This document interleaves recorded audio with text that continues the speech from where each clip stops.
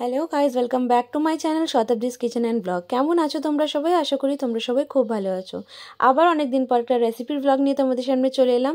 এখানে আমি কিছুটা মুগ ডাল ভিজিয়ে রেখে দিয়েছিলাম দুপুরবেলা, আর এটা আমি এখন বানাচ্ছি এখন সন্ধেবেলায়।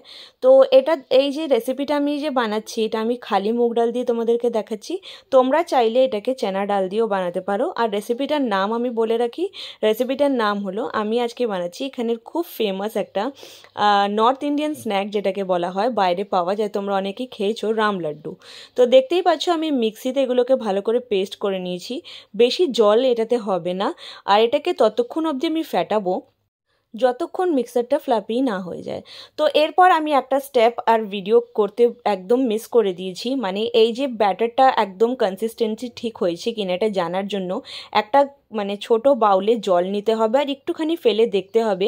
যদি এটা এই ডালটা উপরে ভাসতে থাকে তো তাহলে একদম পারফেক্ট হয়েছে, আর যদি ডুবে যায় তো এখনও কিন্তু ব্যাটার তোমাদের পারফেক্ট হয়নি। আর এটাতে যে আমি যে গ্রিন কালারের চাটনিটা ইউজ করলাম, এটা অ্যাকচুয়ালি পালক আর ধনিয়ার চাটনি হয়, বাট আজকে আমার কাছে পালক অ্যাভেলেবেল ছিল না, তো আমি ধনিয়ার নর্মাল যে রসুন দিয়ে চাটনি বানায় সেই চাটনিটা এটাতে দিয়েছি। এরপরে আমি দিলাম নুন। আর আগে আমি এটা একটা অন্য কড়াইতে বানাচ্ছিলাম, বাট ওইটাতে ভালোভাবে আমি তোমাদের এই কড়াইটাতে বানাচ্ছিলাম, বাট এটাতে না ডুবো তেলে ভাজতে হয়, তো তাই জন্য আমি কড়াইটা একটু চেঞ্জ করলাম। আর দেখো এখানে কড়াই চেঞ্জ করার পর এগুলো কত ফ্লাপিভাবে একদম সুন্দরভাবে হয়ে যাচ্ছে।